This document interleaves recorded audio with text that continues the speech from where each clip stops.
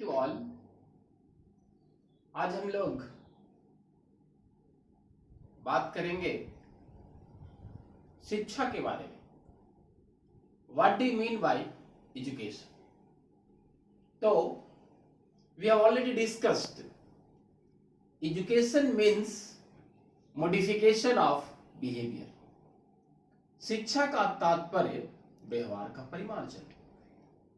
Pestology said education is a natural, harmonious and progressive development of man's innate power।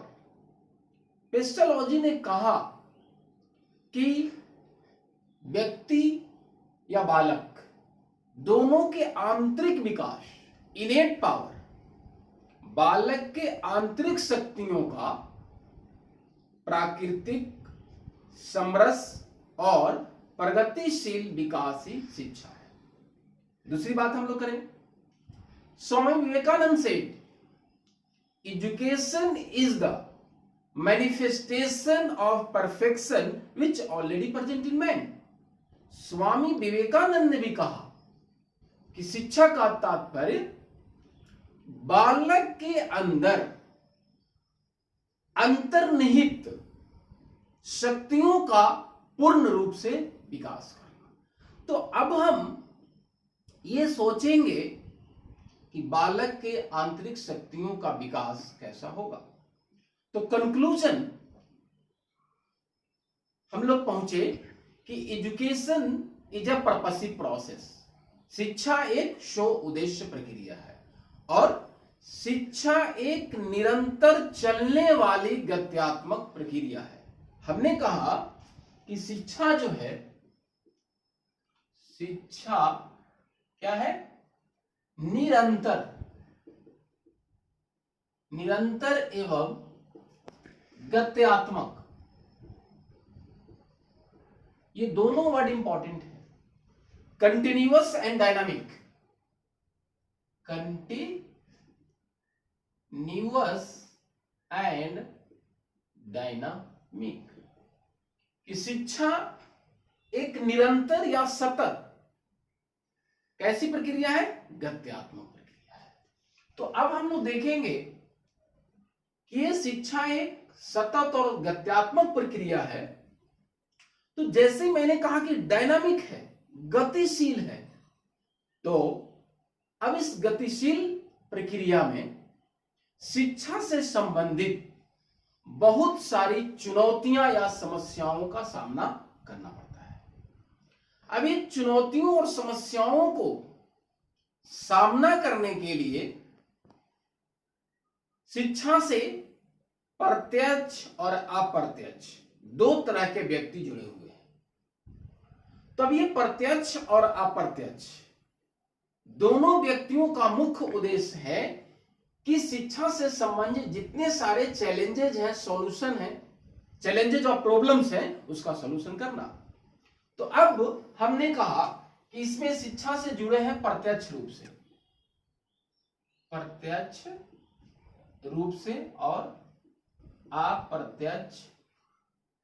रूप से। तो अब शिक्षा से बहुत सारे लोग जुड़े हैं। शिक्षाविद, शैक्षिक प्रशासन, प्रिंसिपल्स। तो इसको हम लोग अप्रत्यक्ष रूप से इधर रखेंगे। शैक्षिक प्रशासन,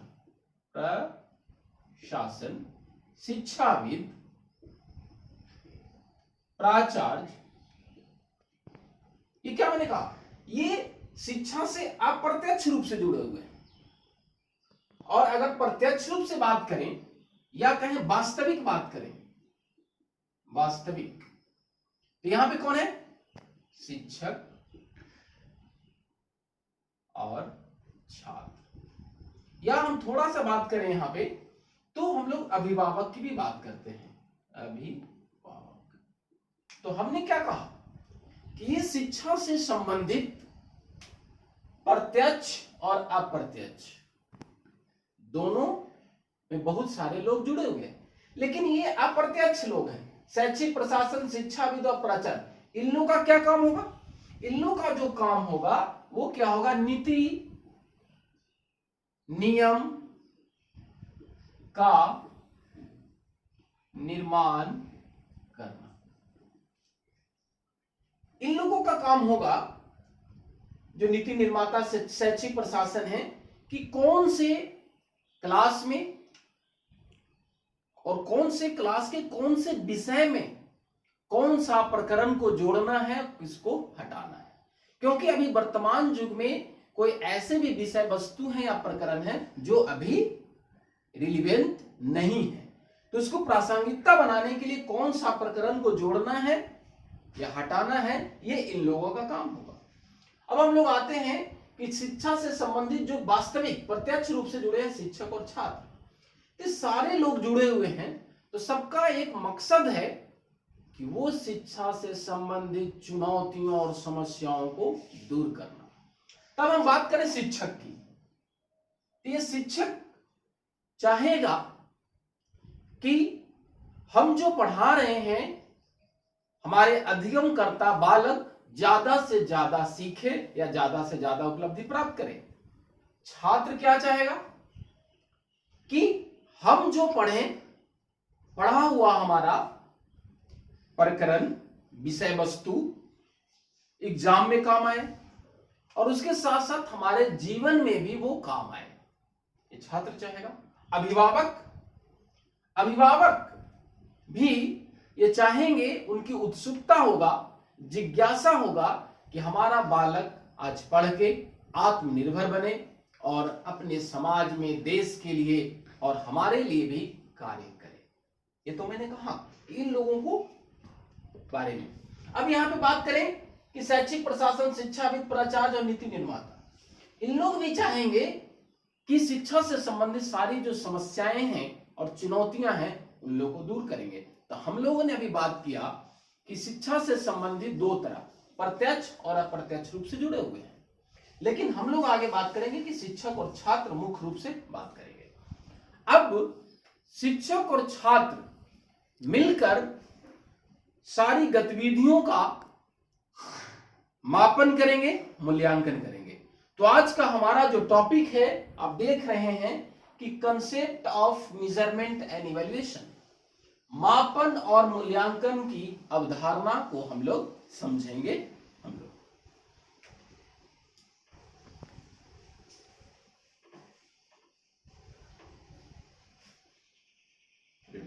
अब फर्स्ट ऑफ ऑल हम लोग देखें कंसेप्ट ऑफ मेजरमेंट,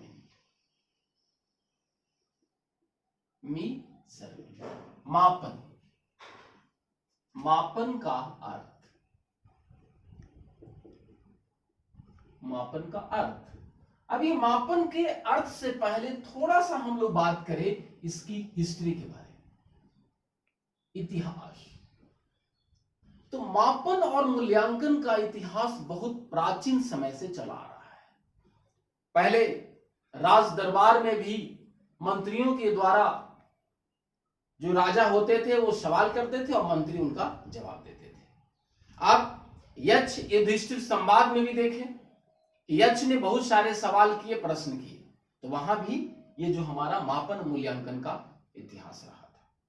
तो कहने का मतलब, ये तो हमने कहा कि ये मापन मूल्यांकन का प्राचीन इतिहास है। और अगर थोड़ा सा हम लोग देखें शिक्षा से संबंधित, शिक्षा से संबंधित, तो शिक्षा से संबंधित इतिहास क्या रहा है? तो शिक्षा से संबंधित मापन मूल्यांकन के क्षेत्र में सबसे पहले बात हुआ कि बुद्धि परीक्षण। क्या कहा मैंने? बुद्धि परीक्षण। इस बुद्धि परीक्षण की खोज सबसे पहले 1905 में अल्फ्रेड बीने के द्वारा किया गया। यह मापन मूल्यांकन का इतिहास है, कोई नया नहीं है, पहले से ही चला रहा है कि अल्फ्रेड बीने ने, फ्रांस के रहने वाले थे, 1905 में सर्वप्रथम बुद्धि परीक्षण का खोज किया। अब ये बुद्धि परीक्षण का जो खोज किया इन्होंने, ये अंग्रेजी वर्जन में था, इंग्लिश में था। ये C.H. राइस के द्वारा द्वारा ये हिंदी में इसको ट्रांसलेट किया गया 1912 में, 1912 में। अब इसके बाद ये बुद्धि परीक्षण के, हमने कहा कि मापन मूल्यांकन इतिहास में बुद्धि परीक्षण का खोज किया गया, मतलब ये पुराना इतिहास है। दो बात और करेंगे हम लोग कि जब हमारा प्रथम विश्व युद्ध हो रहा था तो उस समय सैनिकों की भर्ती करने की बात हुई। तो आप जानते हैं कि सैनिकों की भर्ती करने के लिए लॉन्ग जंप, हाई जंप बहुत लंबी प्रक्रिया है। तो उससे बचने के लिए, सैनिकों को बहाली करने के लिए उसी समय प्रथम विश्व युद्ध के समय दो परीक्षण का खोज किया गया। वो दो कौन कौन है? एक है आर्मी अल्फा टेस्ट और एक है आर्मी बीटा टेस्ट। ये ध्यान देना है, ये दोनों टेस्ट सैनिकों को भर्ती के लिए किया गया था, आर्मी अल्फा टेस्ट और आर्मी बीटा टेस्ट। एक जो है शाब्दिक है और दूसरा अशाब्दिक है। तो जो शाब्दिक है वो अंग्रेजी जानने वाले के लिए था और जो अशाब्दिक था जो अंग्रेजी नहीं जानते थे। तो हमने क्या कहा, ये दोनों परीक्षण जो है ये ओटिस महोदय के द्वारा खोजा गया है। तो हम लोगों ने बात किया कि मापन और मूल्यांकन का इतिहास कोई नया नहीं है, ये प्राचीन समय से चलता रहा है, जो मैंने आपको संक्षिप्त इतिहास बताया। तो उसमें याद रखना है आपको कि अल्फ्रेड बीने ने 1905 में बुद्धि परीक्षण का खोज किया, जो अंग्रेजी में था, बाद में हिंदी ट्रांसलेशन किया गया। उसके बाद हमने कहा कि आर्मी अल्फा टेस्ट और बीटा टेस्ट ये ओटिस महोदय के द्वारा खोजा गया, जो सैनिकों को बहाली के लिए किया गया था। ये हम लोग संक्षिप्त इतिहास देखेंगे। अब हम लोग देखेंगे कंसेप्ट ऑफ मेजरमेंट की बात करेंगे हम लोग कि मापन होता क्या है। मापन ये जो शब्द है वो होता क्या है? तो measurement is a process of assigning numbers, symbols to events, objects according to some rules. हमने कहा measurement is a process of assigning numbers, symbols किसको? To objects, events according to some rules. कहने का मतलब क्या है यहां पे कि मापन एक वैसी प्रक्रिया जो असाइन किया जाता है। क्या असाइन किया जाता है? नंबर, अंक या अक्षर। मापन एक ऐसी प्रक्रिया है जिसमें एक सर्वमान्य नियम के अनुसार वस्तु या घटनाओं को, व्यक्ति को अंक या अक्षर दिया जाता है। कहने का तात्पर्य क्या हुआ कि किसी व्यक्ति या वस्तु को, ध्यान से समझना है, किसी व्यक्ति या वस्तु को एक सर्वमान्य नियम के अनुसार, सम रूल्स या यूनिवर्सल रूल भी कह सकते हैं हम लोग, यूनिवर्सल, कि किसी व्यक्ति या वस्तु को एक सर्वमान्य नियम के अनुसार उसकी गुण या विशेषता को बतलाने के लिए अंक या अक्षर प्रदान करते हैं, वो मापन कहलाता है। कहने का मतलब क्या हुआ कि मेजरमेंट में बात जो आया वो क्वांटिफिकेशन की बात आया। क्वांटिफिकेशन क्या हुआ? अंक या अक्षर देना, ये मापन कहलाया। तो हमने कहा कि मापन में हमने कहा कि किसी व्यक्ति या वस्तु को एक सर्वमान्य नियम के अनुसार उसकी गुण या विशेषता को बतलाने के लिए अंक या अक्षर प्रदान किया जाता है। जैसे मान के चलिए ये हिंदी का एग्जामिनेशन है, हिंदी का ये 20 नंबर का इंटरनल असेसमेंट हुआ, तो इसमें एक राम बालक है, उसको 15 नंबर दिया गया। तो हमने क्या कहा कि अब हिंदी में ये इंटरनल टेस्ट हुआ और इसमें इसका मार्क्स कितना आया? 15। तो अब हिंदी से संबंधित उसकी गुण विशेषता बतला रहा है कि वो 15 नंबर पाया। ये क्या हुआ? मापन हुआ। हमने क्या कहा था कि अंक या अक्षर प्रदान करना मापन कहलाता है। आई बात समझ में? अब हम लोग आगे देखेंगे, तो देखेंगे ये हमारा मेजरमेंट हो गया, मापन हमारा हो गया। अब हम लोग देखेंगे इवेल्युएशन, कंसेप्ट ऑफ इवेल्युएशन। ये हमारा जो मूल्यांकन है, मूल्यांकन, तो मूल्यांकन में अभी हमने मापन पढ़ा, तो मूल्यांकन में पहले जो है ये ऑलरेडी इन्वॉल्व है, मेजरमेंट ये ऑलरेडी पहले से होगा। अब क्या होगा? मापन हो गया। तो मूल्यांकन में ऐसा कुछ नहीं है कि मापन में जो मैंने कहा वो नहीं होगा, वो मापन पहले होगा। मापन के बाद क्या होगा? वैल्यू जजमेंट, ये एक नई बात आ गया, मूल्यों का निर्धारण। ये याद रखना है कि इवैल्यूएशन में, इवैल्यूएशन मींस वैल्यू जजमेंट। मूल्यांकन का मतलब अर्थ, मूल्य प्रदान करना, अर्थ प्रदान करना और मूल्यों का निर्धारण करना। अभी हमने कहा था ना कि राम 20 नंबर में 15 मार्क्स पाया, तो 15 एक हमारे पास मूल्य हो गया। अब उसको हम लोग क्या करेंगे? जजमेंट करेंगे कि आखिर ये 15 नंबर कैसे लाया और ये 15 नंबर किस ग्रेड में जाएगा, ए प्लस में जाएगा, बी प्लस में जाएगा। तब हम लोग देखेंगे इसकी परिभाषा। तो हम लोग कह सकते हैं कि मापन के परिणाम के आधार पे, क्या कहेंगे? मापन के परिणाम के आधार पर जिस अंक की व्याख्या की जाती है, मूल्य प्रदान की जाती है,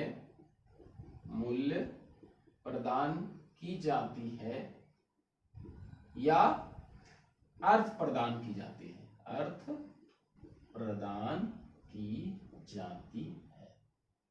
कहने का मतलब क्या हुआ कि ये जो हमारा मूल्यांकन हुआ, ये क्या मैंने मापन के परिणाम के आधार पर, मापन ऑलरेडी है, मापन के परिणाम के आधार पर जिस अंक की व्याख्या की जाती है, मूल्य प्रदान की जाती है या अर्थ प्रदान की जाती है। तो अब हमने कहा था कि जो राम 15 नंबर पाया, ये हमारा मापन था। लेकिन अगर उसको हम ग्रेडिंग प्रदान कर देंगे, to provide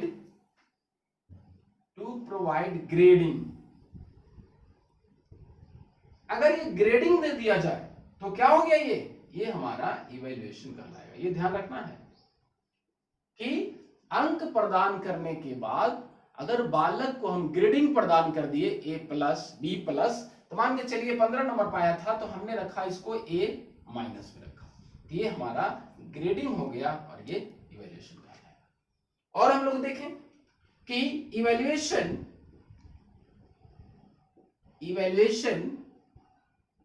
means a purpose or an idea। मूल्यांकन का मतलब हुआ कि अब कोई उद्देश्य है, कोई आइडिया है। आई बात समझ में?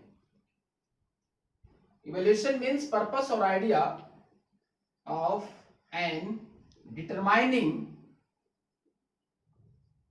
educational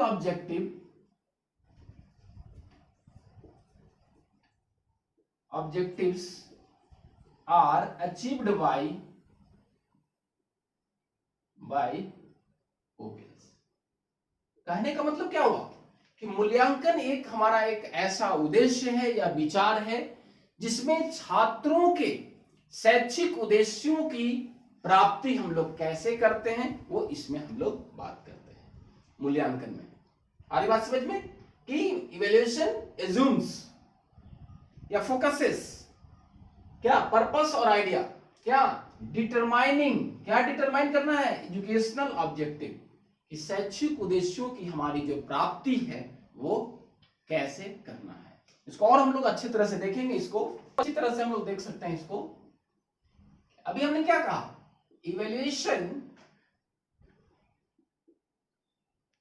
assumes a purpose, ये मैंने अभी कहा है, purpose और an idea of what is good, ये इंपॉर्टेंट है, what is good और या डिजायरेबल, ये हम लोगों को ध्यान देना है कि वैसी उद्देश्य या विचार जो कितना अच्छा है, क्या अच्छा है और क्या हमारे लिए वांछित है, वो हम लोग बात करेंगे मूल्यांकन में। तो हम लोगों ने कहा कि मूल्यांकन का तात्पर्य मापन के परिणाम के आधार पे जिस अंक की व्याख्या की जाती है वो हमारा क्या कहलाता है, मूल्यांकन कहलाता है। अब ये जो मूल्यांकन है हमारा, मूल्यांकन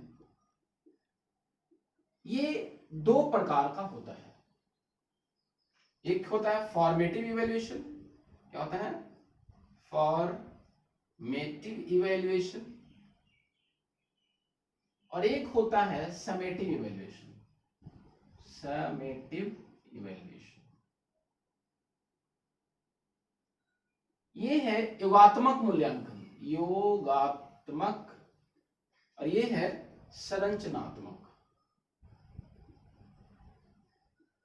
तो अब ये मूल्यांकन का जो दो मैंने बताया कि एक संरचनात्मक होता है, एक योगात्मक होता है। ये प्रत्यय देने वाले का नाम था माइकल स्क्रीवन। ये माइकल स्क्रीवन के द्वारा 1967 में ये प्रत्यय दिया गया और बताया गया कि मूल्यांकन दो प्रकार का होता है। अब ये हमारा क्या है, ये है ड्यूरिंग द सेशन, याद रखना है आपको, ये ड्यूरिंग द सेशन, और ये है end of the session, end of the session. कहने का तात्पर्य क्या हुआ कि ये मूल्यांकन में फॉर्मेटिव इवैल्यूएशन, फॉर्मेटिव इवैल्यूएशन कहने का तात्पर्य कि जब शिक्षण अधिगम प्रक्रिया का सत्र चल रहा हो, हम लोग अभी पढ़ रहे हैं, प्रश्न पूछे उसका जवाब दिए, वो हमारा ड्यूरिंग द सेशन होगा। और ये फॉर्मेटिव इवैल्यूएशन का मुख्य उद्देश्य होता है फीडबैक प्राप्त करना। वो फीडबैक हम आपसे प्राप्त करेंगे, आप हमसे प्राप्त करेंगे। तो मैंने क्या कहा कि formative evaluation it monitoring during the session, जब हमारा सत्र चल रहा है, सत्र के बीचों बीच जो हमारा मूल्यांकन होगा वो फॉर्मेटिव इवैल्यूएशन का। दूसरा मैंने कहा कि फॉर्मेटिव इवैल्यूएशन का उद्देश्य क्या है, फीडबैक प्राप्त करना। अब यहां पे आते हैं समेटिव इवैल्यूएशन में, तो मैंने कहा एंड ऑफ द सेशन, जब हमारा सत्र समाप्त हो जाता हो, 3 महीने का, 6 मंथ का, 1 ईयर का, तो वो हमारा एंड ऑफ द सेशन हुआ। Main objective of summative evaluation, योगात्मक मूल्यांकन का मुख्य उद्देश्य होता है एक क्लास से दूसरे क्लास में प्रमोट करना, promote one two next class, या टू प्रोवाइड डिग्री या सर्टिफिकेट, कि बच्चों को डिग्री या सर्टिफिकेट से सम्मानित करना, यह हमारा समेटिव इवैल्यूएशन होता है। ठीक, और फॉर्मेटिव इवैल्यूएशन में शिक्षक और छात्र की अंतःक्रिया ज्यादा होता है। क्या कहा मैंने, इसमें टीचर और स्टूडेंट का इंटरेक्शन जो है क्या होगा, मोर होगा, और यहां पे टीचर और स्टूडेंट का जो इंटरेक्शन होगा लेस होगा या नहीं भी होगा। तो मैंने कहा कि फॉर्मेटिव इवैल्यूएशन में शिक्षक और छात्र के बीच अंतःक्रिया ज्यादा होता है और इसमें कम होता है या ना भी हो सकता है। आगे, फॉर्मेटिव इवैल्यूएशन से शिक्षण अधिगम प्रक्रिया में सुधार लाया जा सकता है। ध्यान देना है, क्या कहा मैंने कि फॉर्मेटिव इवैल्यूएशन से शिक्षण अधिगम प्रक्रिया में सुधार लाया जा सकता है, लेकिन इससे शिक्षण अधिगम प्रक्रिया में सुधार नहीं लाया जा सकता है। आगे देखते हैं हम लोग, तो थोड़ी ये मूल्यांकन की जो परिभाषा है, परिभाषा,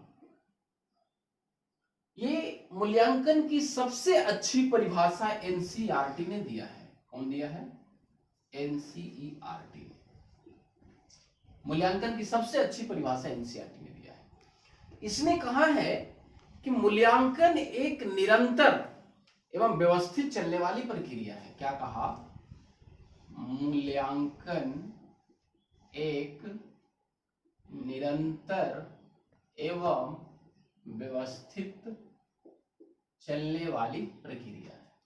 जो देखती है वो 3 एस्पेक्ट्स में, ये हम लोग को ध्यान रखना है कि एनसीईआरटी ने जो मूल्यांकन का परिभाषा दिया वो क्या कहा, मूल्यांकन एक निरंतर एवं व्यवस्थित चलने वाली प्रक्रिया है जो 3 पहलुओं को ध्यान देता है।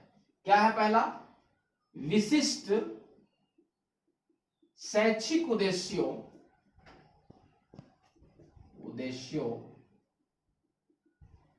विशिष्ट शैक्षिक उद्देश्यों की प्राप्ति किस सीमा तक हो रही है। क्या कहा मैंने कि मूल्यांकन एक निरंतर व्यवस्थित चलने वाली प्रक्रिया जो देखती है विशिष्ट शैक्षिक उद्देश्यों की प्राप्ति किस सीमा तक हो रही है। दूसरा में है अधिगम अनुभव कक्षा कक्ष में कितने प्रभावशाली ढंग से हो रहे हैं। दूसरा मैंने क्या कहा कि अधिगम अनुभव कक्षा कक्ष में कितने प्रभावशाली ढंग से पूर्ण हो रहे हैं। तीसरा है गोल्स ऑफ एजुकेशन, शिक्षा के उद्देश्य। तीसरा क्या है, जो एनसीईआरटी ने कहा कि शिक्षा के उद्देश्य कितने अच्छे ढंग से पूर्ण हो रहे हैं। तो मूल्यांकन की सबसे अच्छी परिभाषा एनसीईआरटी ने दिया। तो हमने क्या कहा कि एक निरंतर एवं व्यवस्थित चलने वाली प्रक्रिया है जो पहला विशिष्ट शैक्षिक उद्देश्यों की प्राप्ति किस सीमा तक हो रही है। दूसरा अधिगम अनुभव कक्षा कक्ष में कितने प्रभावशाली ढंग से चल रहे हैं। तीसरा शिक्षा के उद्देश्य कितने अच्छे ढंग से पूर्ण हो रहे हैं। तो आज हम लोगों ने मापन और मूल्यांकन का अर्थ, परिभाषा, उसकी अवधारणा को देखा, उसके इतिहास को देखा और मापन और मूल्यांकन में अंतर भी देखा, मूल्यांकन के प्रकार भी देखा जो फॉर्मेटिव और समेटिव था। अभी हमने देखा कि मूल्यांकन की सबसे अच्छी परिभाषा एनसीईआरटी ने दिया है। धन्यवाद।